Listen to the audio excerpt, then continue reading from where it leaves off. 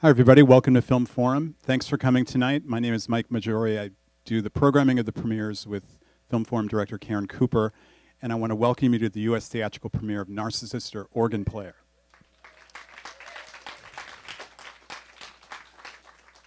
I actually don't want to say that much about the film before you see it. I think it's best that you experience it with a fresh set of eyes and no signposts. And I will say, however, that it is a performance film. It's autobiographical, and it's really a window into the obsessions and inspirations of an iconoclastic artist whose exploration of her identity and her sexuality is riveting to watch. I'm pleased that the Narcissister herself is in the house tonight and is watching the film with you. After the screening, she's going to be joined on the stage by gallerist Jeffrey Deitch of Deitch Projects. Deitch is a longtime supporter of Narcissister and a longtime supporter of young artists and performance, and in fact showcased an installation of her work earlier this year. Right now, I want to welcome to the stage Narcissister.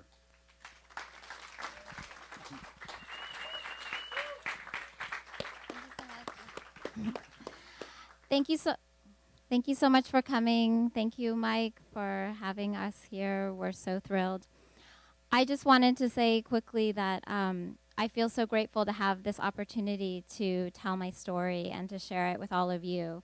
And I wanted to say that I'm one of you and I got here. So I know that you all have equally rich, important stories to tell, and I hope that you'll find your own avenues for telling them. And I look forward to coming to see them myself. So thank you again for being here, and I look forward to talking to you after.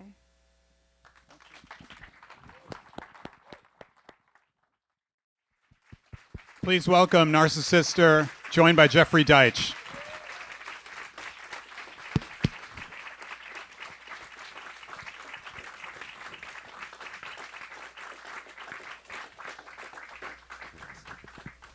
Well, wasn't that extraordinary? It was so moving.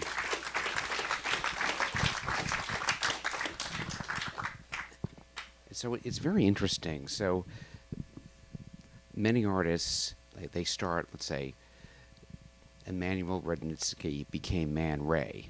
Robert Clark became Robert Indiana. But here we have a kind of reversal, that Narcissister is revealing probably more than I know any artist to have revealed in this film. It's quite extraordinary. So tell us this contradiction about Narcissister behind the mask, but this very intimate, amazing portrayal of a remarkable family. Thank you so much again for being here. I think my willingness to say so much about myself under the mask and about my family just has so much to do with my love of my mom and my love and appreciation for both of my parents, really. I wanted to tell a story that would really honor them and that would be authentic and would be real and would be raw. And I wanted to do it as Narcissister, but I knew that I had to be willing to go really deep inside myself and to make myself vulnerable and to really do everything necessary to again, tell this story as strong and as real as I wanted it to be. And I tried in earlier passes of the film to reveal less of myself. My brother's videos were added to the film later, and I can talk about that. I tried to make this film without his videos. I tried to make this film with somebody else delivering the voiceover. And it wasn't strong enough. It wasn't conveying the emotion I wanted to convey. It wasn't conjuring up all of the intense feelings I experienced being my mother's daughter and both of my parents' daughter. So I had to make myself vulnerable. And I'm so glad that I did, and I'm so grateful that I found a way to make myself vulnerable and to reveal so much of myself and still preserve the integrity of this character as Narcissister. It's fascinating for me. When I first got involved with the art world some time ago, I was amazed at where are people's parents, because when I, like, let's say even in college, if students have a special event, well, the parents are there, but somehow in the art world, parents were not allowed. You almost never, someone has a big gallery opening, no parents. It's that people want to invent themselves. So it's quite interesting that you brought in this whole family heritage, sort of that's not in the style of the art world. Well, I mean, maybe it's good that I've only been partially then involved with the art world, but I also, I don't know, again, my mom being on stage with me and being part of my work was more about my relationship with her and the lack of boundaries, for better or worse, that characterized our relationship. So wherever I was, to a great degree, my mom was, and if that meant I was on stage pulling things out of my body, again, for better or worse, and I know there's a lot of complication there, she was there too. I think I've drawn on my family experience with my work, my parents mixed race, my brother being gay, my mom being an immigrant, and my own questions around identity and sexuality. But I kept it very sort of oblique and beneath the surface as Narcissister. And again, with this film, it had to all come out. It just, I don't know that there will be another opportunity to integrate family to this degree in another one of my projects. And this was the story that I wanted to tell, again, to honor my parents, and before much time passed, because I wanted to remember all of those stories of my family and of my mom. Something that I very much admire about you, Narcissister, is that you are one of the rare artists who has expanded the idea of what an artist can be. That's my favorite kind of an artist, where there's never been anyone who's made art quite like you, and you've created a new way to do it. And could you tell us more about your artistic trajectory? Yeah, well, thank you for that. I'm incredibly honored to be hearing that from you, and I would love to talk about my artistic trajectory. I have to say that just to skip ahead in it, I mean, the time that I spent assisting at your gallery and just hanging out there has had such a huge impact on my work, because what I learned from the artists that you presented and from the work that you presented, that spectacle could still contain rigor and intellect, and I took such a strong note from that. And also, I have to say that the first masked performance I did was at Jeffrey Deitch's gallery, and I was just a gallery assistant and an artist, Jean-Pierre Cazem, needed a naked performer for this Mona Lisa live performance, and Jeffrey Deitch said, "Isabel, would you like to do this performance?" And I said, "Sure." And I had not had. Well, actually, it didn't quite happen that way. Okay, tell me. Yes. No. Thank you. Thank you. I should go back a little bit. Yes, please do. So people ask me, how did I find these interesting artists? And, well, in some cases, I found them on the street. Well, so Narcissister would come to a number of our openings, and something that I really tried to do to create this platform where people who had recently arrived from San Francisco, as she did, they would hear, "Oh, show up at Deitch Projects and you're going to meet some interesting people," and she did. And as you can imagine, prior to Narcissister, there was still a fascinating costume and accessories. And so after maybe seeing her for the third, fourth time, I introduced myself. Said, "Who are you?" And she had recently moved from San Francisco, and she was working doing window dressing in Ricky's. And a lot of us have seen her window displays. But of course, she was really being an artist. But that was a very interesting day job. And we were about to have this very interesting exhibition with Madonna and Stephen Klein.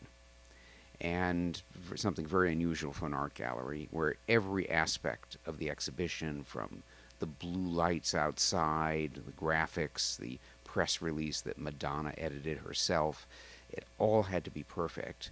And there was one element missing. We didn't have the right gallery receptionist who had the right kind of image and cool and mystery. And at one of these openings on the sidewalk, I asked Narcissister, would you be interested in a job as a receptionist? And I remember saying, well, I don't know, I went to Brown University.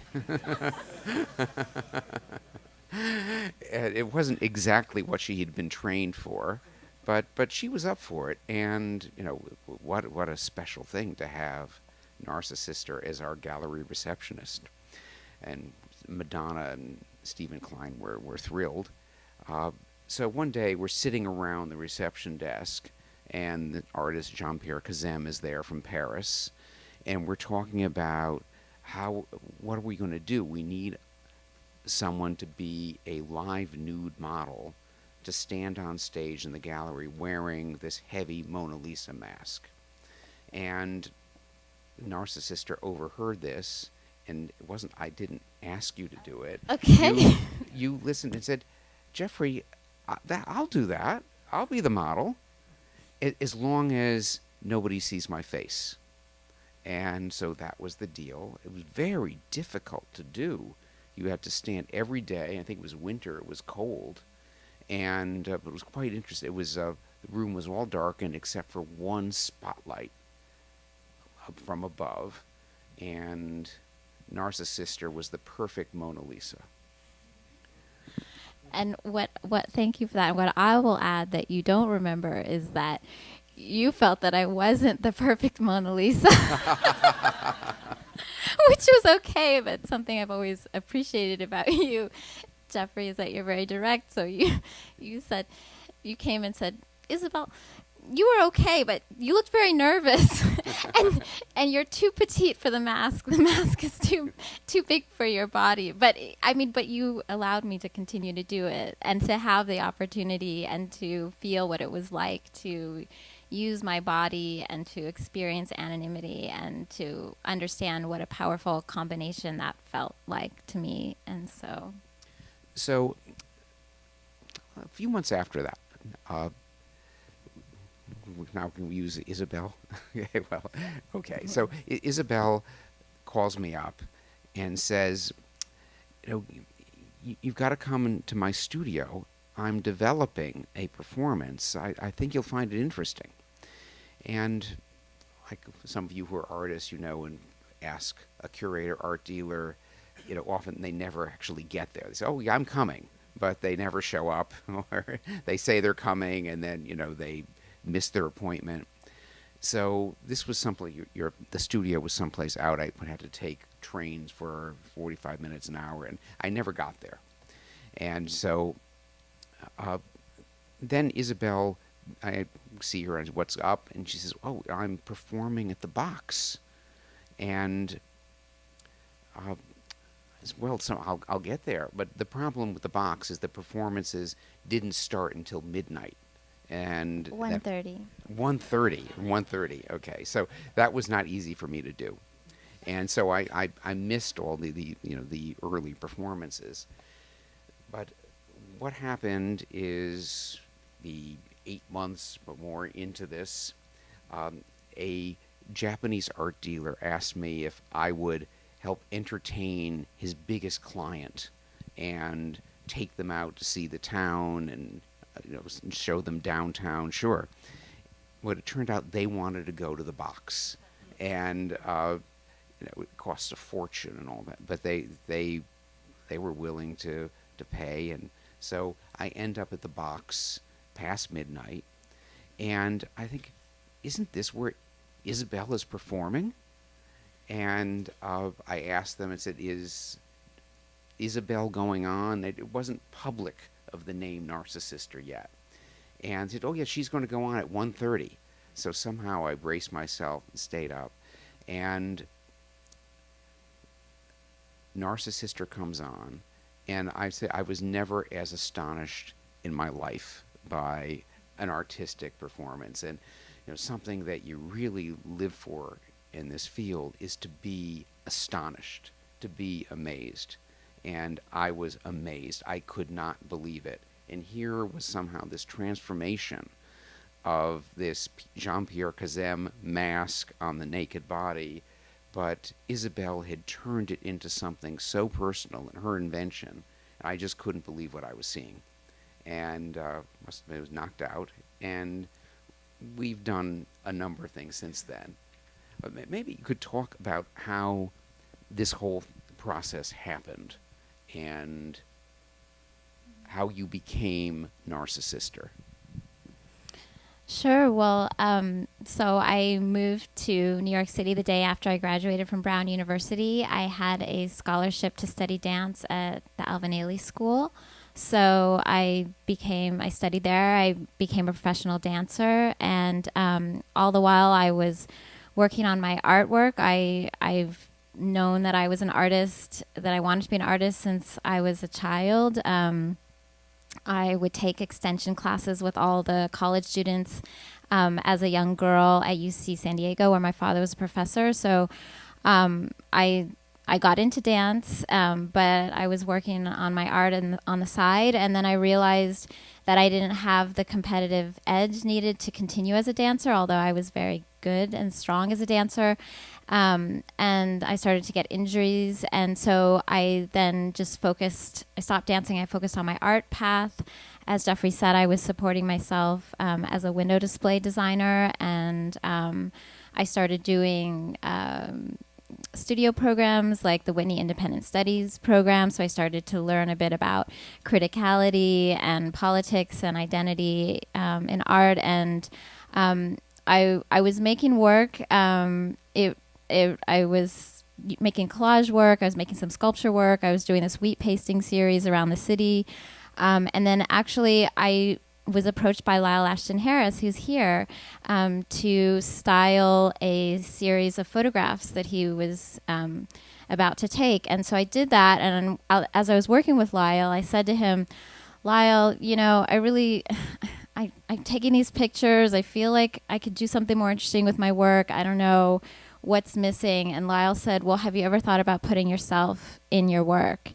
And it was sort of this revelation. It had never occurred to me that I could do that. And so I continued with my photo taking and my collage making, but the subject was me. And I got a little bit further with my work, but I kept sort of hitting these ceilings where the work was either derivative of other artists' work, or it just felt just fundamentally narcissistic because it was just about Isabel and Isabel's experience. And around that time, it was around the Deitch Project's era, I was going out a lot to nightclubs, and I loved the performances that would happen sometime during the night. They were very burlesque, but I felt like, and they were very queer, so I felt like there was some politics in them, and I realized, I could do something like this. I have this previous experience as a professional dancer. I was working as a window display designer, so I knew a lot about creating interesting vignettes and costumes. And then I had all these ideas around identity and politics that I got just from making my own artwork and from the art theory programs I had done. And so I had this idea that I could just start doing this performance project. And at first I just thought, oh, well, it's a burlesque project, and that's why I thought of picking a name for myself. And again, as the film says, I wanted a name that said something about the fact that I'm a woman of color, because that was one of my issues with the burlesque scene. I felt it was overwhelmingly white, and it was just celebrating these ideas around beauty, this Marilyn Monroe type beauty that we all celebrate anyway. So I wanted something, pick a name. It says I'm a woman of color, so Narcissister, and I had different masks. I knew I didn't want to show my face. Again, I wanted to say something broader than I felt I could with my work, just using my own self and my own identity. So I was using different masks, and I started in the burlesque world, and I quickly moved on. I knew my aim was to bring it as far out into the world as possible and on as many platforms as possible, that the work be broad, that I could perform it in art galleries and in museums, and also in the entertainment world, and so that's how it started about 10 years ago.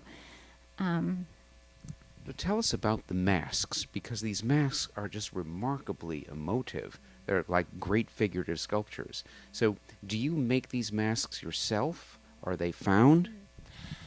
The mask actually is really different. It's a very interesting story. A number of years ago, maybe, I don't know, 5 years ago, I realized, wow, I have claimed this face as the face of my character, and I didn't know anything about its origins. And I found these masks during my work as a window display designer, because it's a mannequin wig display form, and they were old. So in the display rooms, this plastic front was popping off of the styrofoam back. And I would collect them and just sort of incorporate them in my artwork. But then I realized if I cut eye holes and mouth holes, then it could be a mask. But anyway, I had claimed this object as the face of my character, and I didn't know anything about it. So I started doing some research, and I found that these display forms, these wig display forms, were designed by a company in Los Angeles called Plasti Personalities. And this object, the display form, the wig display form, was the invention of a woman named Verna Doran. The company Plasti Personalities was a husband and wife team, and the wife, Verna Doran, this was her big invention, because wigs at the time in the 60s were displayed on these very heavy plaster forms that would fall and break. So her invention was this object that they could make out of plastic, and it would be backed with styrofoam, and it could come in 3 different skin tones to appeal to all kinds of women in the wig market. So she patented this, and I found her patent. It was from 1964, and I did the math, and I realized, wow, this woman, Verna Doran, she must still be alive. She would be in her 90s. And so I was determined to find her and for Narcissister to meet her maker, so to speak. And so I started making phone calls. And a couple days later, somebody called me back, and she said, I got your message, and I had left a message saying I'm an artist in New York, and I really would love to connect with Verna Doran. And this woman called back, and she said, I'm Verna Doran's daughter, and my mother died a month ago. So I just missed meeting her by a month, but I did go to LA and meet the daughter, and she showed me pictures of the Plasti Personalities warehouse and of the metal forms that are used to make this mask. And I asked her daughter, why this face? And she said that her mother was a dumpster diver of her time, which meant that she would go to estate sales in Los Angeles at the end when everything was put out in the dumpster, and something that she loved to collect was mannequins. And so she used one of these, what would have been then 50s era style mannequins as the form for this face. So you can see it in the mask. The mask has 50s era ideals of beauty in it, the wide set eyes and the pointing mouth, the pointy nose and the prim mouth. And again, it comes in these different skin tones, which is wonderful for me because I love to talk about race and identity in my project. And I love that the mask, I mean, I'm wearing it as a half mask right now, but even as a full mask, I love somehow how it just seems to fit me so perfectly. And if I find the mask to be so expressive, I find that the mask lets my body really express so much more, and the mask allows me again to say something so much broader than I could as Isabel. So that's a bit about the story of the mask. It's quite remarkable. And in a way, does it appear to people that Isabel is really wearing a mask? Because this character has such personality. So I thought that there might be some interesting questions from the audience. Great. And I wanted to bring for the questions down the other people from my team. So Taryn Gould, who's my editor and producing partner.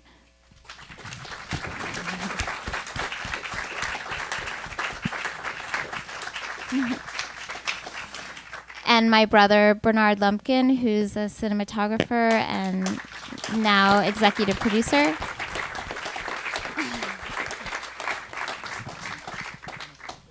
Yeah, so we're happy to answer any questions, and thank you for that, Jeffrey. We should also ask Bernard, Bernard is a very, very distinguished person in the art community, as well as Narcissister's brother. And so, how do you feel about the intimate portrayal in this? You know, this is because the film is about you too. Yeah, it is about me. I just think it's so.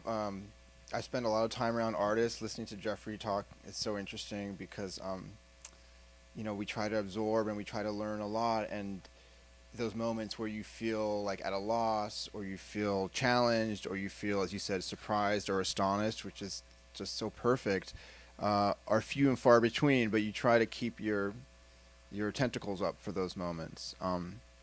And as a collector and a patron and sort of supporter of education and public programming for artists, I relish those moments. And it was a little bit of a surprise for me, I think, when my sister came to me with this project, and it was the kind of situation in life where it's sitting right in front of you and you don't see it.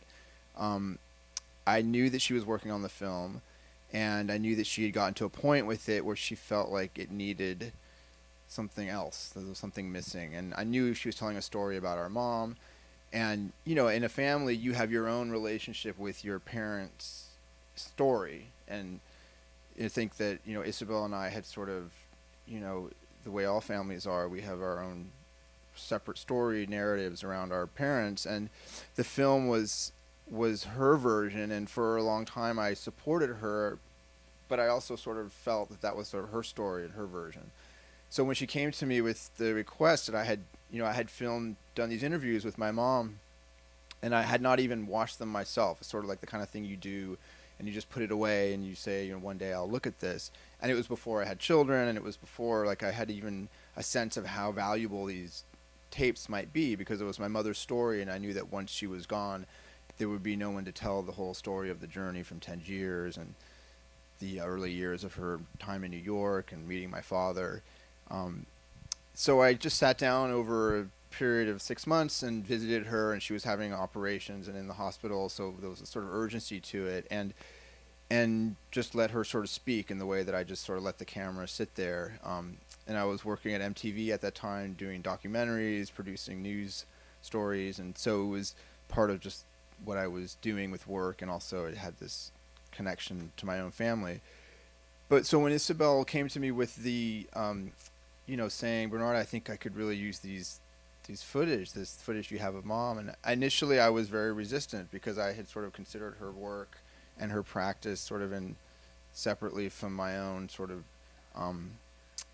my own narrative of my parents.